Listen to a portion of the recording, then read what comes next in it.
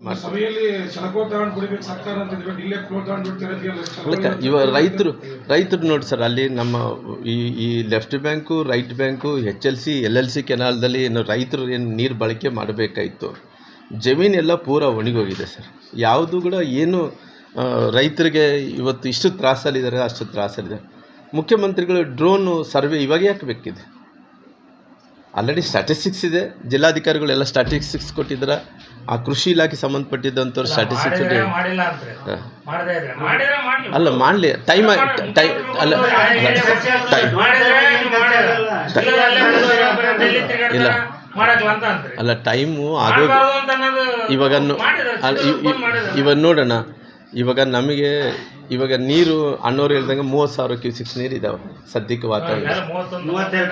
32 TMC ನೀರಿದ್ದಾವೆ.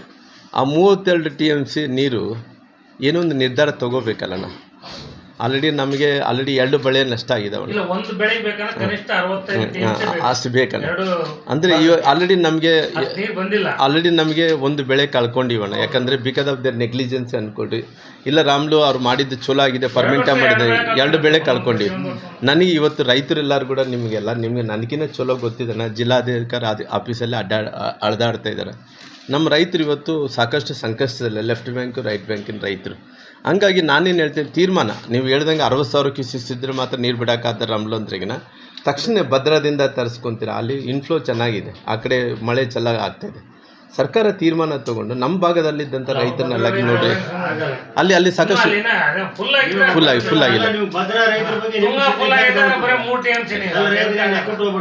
ಇಲ್ಲ, ಆ ಕಡೆ ರೈತರು ಕೂಡ ಸಮೃದ್ಧಿ ಆಗಿದ್ದಾರೆ, ಮಳೆ ಚಲೋ ಆಗ್ತದೆ.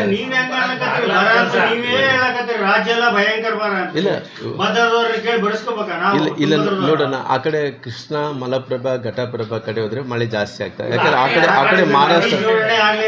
ಕಡೆ ಮಹಾರಾಷ್ಟ್ರ ಮೋದಿ ಸಾಹೇಬರು ಮಾಡಿದ್ರೆ ಈ ಪರಿಸ್ಥಿತಿನೇ ಬರ್ತಿದ್ದಿಲ್ಲ. 13 ವರ್ಷ ಕಳೆದ್ಬಿಟ್ರೆ ಆಗಲೇ ಪುಣ್ಯಾತ್ಮರು ಏನೂ ಮಾಡಲಿಲ್ಲ. ಸಮಸ್ಯೆ ಅಲ್ಲಿ ಇರೋದು. ವಾಜಪೇಯಿ ಚಿಂತನೆ ಇತ್ತು, ನದಿ ಜೋಡಣೆ ಆದ್ರೆ ಬಹುಶಃ ಈ ಪರಿಸ್ಥಿತಿ ಇರ್ತಿರ್ಲಿಲ್ಲ. ಹೌದಣ್ಣ, ಬರ ಪರಿಹಾರ ತಕ್ಷಣ ಘೋಷಣೆ ಆಗಬೇಕು ಅನ್ನೋಂಥ ಒತ್ತಾಯನ ಮಾಡೋದ್ರ ಜೊತೆಲಿ ಇಲ್ಲಿ ಹೋರಾಟ ಕೊಡಬೇಕು. ನಮ್ಮ ಮಕ್ಕಳಿಗೆ ಜಸ್ಟಿಸ್ ಅನ್ನು ಕೊಡಿಸ್ಬೇಕನ್ನೋಂಥ ಒತ್ತಾಯ.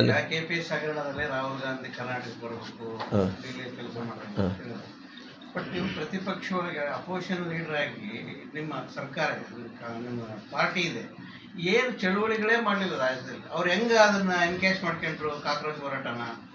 ಕರ್ನಾಟಕದಲ್ಲಿ ಎಲ್ಲಿ ಹೋರಾಟಗಳಾದವು? ಎಲ್ಲಿ ಸರ್ಕಾರ ಎಲ್ಲೇನೋ ಒಂದ್ ಕಡೆ ಶೇಕ್ ಮಾಡಂಗ ಎಲ್ಲೇನೋ ಏನ್ ಗೊತ್ತಾ, ಸ್ಟೇಟ್ ಸೆಂಟ್ರಲ್ ಕಮಿಟಿಯಿಂದ ಒಂದು ಆದೇಶ ಬರುತ್ತೆ. ಆದೇಶಕ್ಕೆ ಅನುಗುಣವಾಗಿ ಒಂದಷ್ಟು ಜನ ಸೇರಿ ಪ್ರತಿಭಟನೆ ಮಾಡಿದ್ರೆ ನೀವು ಇಂಡಿವಿಜುವಲ್ ಆಗಿ ಯಾವುದು ಮಾಡಲ್ಲ. ಈಗ ಒಂದು ಹೇಳ್ತೀವಿ, ಬಳ್ಳಾರಿಯಲ್ಲಿ ಒಂದು ಫುಟ್ಬಾಲ್ ಕ್ರೀಡಾಂಗಣ, ಸಣ್ಣ ಎಕ್ಸಾಂಪಲ್ ಹೇಳ್ತೀನಿ. ಒಂದು ಫುಟ್ಬಾಲ್ ಹಾಸ್ಟೆಲ್ ಹೋಗಿ ಒಬ್ಬ ಶಾಸಕ ಫೋನ್ ಮಾಡಿದ್ರೆ ವಾಪಸ್ ಬರ್ತಾರೆ. ಇವತ್ತಿಗೂ ಅದು ಫುಟ್ಬಾಲ್ ಹಾಸ್ಟೆಲ್ ವಾಪಸ್ ಬರಲಿಲ್ಲ. ಆದೇಶ ಆಯ್ತು, ಮಕ್ಕಳು ಅಲ್ಲೇ ಇದ್ದಾರೆ. ಒಬ್ಬರು ಯಾರು ಇದ್ರು, ನಿಮ್ಮ ಲೋಕಲ್ ಲೀಡರ್ಸ್ ಯಾರು ಇದ್ರ ಬಗ್ಗೆ ಮಾತಾಡಲ್ಲ. ಅಪೋಸಿಷನ್ ಪಾರ್ಟಿ ಅವ್ರದ್ದೇನು ಜವಾಬ್ದಾರಿ ಇರೋದಲ್ಲಿ? ಲೋಕಲ್ ಸಮಸ್ಯೆನೂ ಮಾತಾಡಲ್ಲ, ರಾಜ್ಯದ ಸಮಸ್ಯೆನೂ ಮಾತಾಡಲ್ಲ. ಅವ್ರು ಲೋಕಲ್ ಲೀಡರ್ಸ್ ಯಾರಿದ್ದಾರೆ ಅವ್ರು ಜವಾಬ್ದಾರಿ ಯಾಕಂದ್ರೆ ಲೋಕಲ್ ಲೀಡರ್ಸ್ ಅವ್ರು ಮಾತಾಡಬೇಕಾಗಿತ್ತು.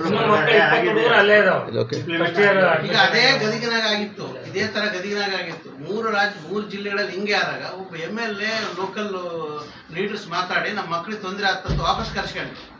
ಇವತ್ತು ಬಳ್ಳಾರಿ ಮಕ್ಕಳು ವಾಪಸ್ ಬಂದಿಲ್ಲ, ಅಲ್ಲೇ ಅದಾರ. ಇನ್ನೊಂದು ವಾರ 15 ದಿನ ಹೋದ್ರೆ ಅಡ್ಮಿಷನ್ ಮುಗಿತಾವ. ಮತ್ತೆ ಎಲ್ಲಿದ್ದಾರೆ ಸರ್? ಬೆಂಗಳೂರಲ್ಲಿ ಫುಟ್ಬಾಲ್, ಬಳ್ಳಾರಿಯಲ್ಲಿ ಫುಟ್ಬಾಲ್ ಕ್ರೀಡಾ ಇದೆ, ಬೆಂಗಳೂರು ಶಿಫ್ಟ್ ಆಯ್ತು. ವಾಪಸ್ ಆದೇಶ ಆದ್ಮೇಲೆ ವಾಪಸ್ ಆಯ್ತು, ಮಕ್ಕಳಲ್ಲೇ ಬಿಡ್ತಾ ಇಲ್ಲ. ಆ JD ಅವ್ರು ಯಾರು ಶೆಟ್ಟಿ ಅಂತ JD ಅವ್ರು ಫೋನ್ ಎತ್ತದಲ್ಲ. ಇಲ್ಲೇ ಲೋಕಲ್ ಲೀಡರ್ ಕೂಡ ಮಾಡಿಸ್ರಿ, ನಾವು ಫೋನ್ ಎತ್ತದಲ್ಲ. ಅದಕ್ಕೆ ಇನ್ನೊಂದು ಕಾರಣ ಇದೆ ಸರ್, ಬೆಂಗಳೂರು ಬಿಟ್ರೆ ಬಳ್ಳಾರಿಯಾಗಿತ್ತು ಫುಟ್ಬಾಲ್. ಬೆಂಗಳೂರಲ್ಲಿ ಇದ್ದಂತ ಹುಡುಗರು ಆಡ್ಲಿಲ್ಲ ಸರಿಯಾಗಿ. ಅದಕ್ಕೆ ಇಲ್ಲೇ ಹುಡುಗರು ಯಾವಾಗ್ಲೂ ಆಡಿ ಪ್ರೈಸ್ ತರ್ತದ್ದು. ನಮ್ಮ ಅದಕ್ಕೆ ಮಾಡಿದ್ರು ಈ ಹುಡುಗರಲ್ಲಿ ಕಸಿಮುಟ್ರ ಆಯ್ತು ಅಂತ ಅಲ್ಲಿ ಕಸಿಮುಟ್ರ ಅದಾಗಿದೆ. ಬಟ್ ಇನ್ನ 20 ಸೆಕೆಂಡ್ ಇಯರ್ ಹುಡುಗರು ಇಲ್ಲೇ ಇದಾರ.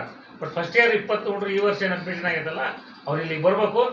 ನಿಮ್ ಯಾರು ಲೀಡರ್ಗಳಿಗೆ ಸದನದಾಗ ಆದ್ರೂ ಮಾತಾಡಕ್ಕೆ ದಯವಿಟ್ಟು ಹೇಳ್ರಿ, ನಿಮ್ಮ ಅಪೋಸಿಷನ್ ಲೀಡರ್ ಏನ್ ಮಾತಾಡ್ತಾರೋ ಗೊತ್ತಿಲ್ಲ. ಪುಣ್ಯಾತ್ಮರು ಇಬ್ರು. ಸರ್ ಇದು ಸಣ್ಣ ಎಕ್ಸಾಂಪಲ್. ಈ ತರ ಎಷ್ಟು ಇಲಾಖೆಗಳು ಬೇರೆ ಕಡೆ ಶಿಫ್ಟ್ ಆಗ್ಯಾವ.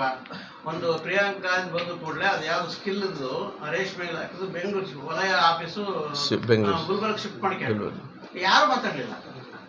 ನೀವು ಯಾರು ಕೂಡ ಪ್ರತಿಪಕ್ಷ ಇಲ್ಲಿ ಜಿಲ್ಲೆ ನಮ್ಮ ಬಳ್ಳಾರಿ ಜಿಲ್ಲೆ ಪ್ರತಿಪಕ್ಷ ಲೋಕಲ್ ಸಮಸ್ಯೆ ಬಗ್ಗೆ ತಲೆ ಕೆಡಿಸ್ಕೊಂಡಿದ್ದಾರೆ.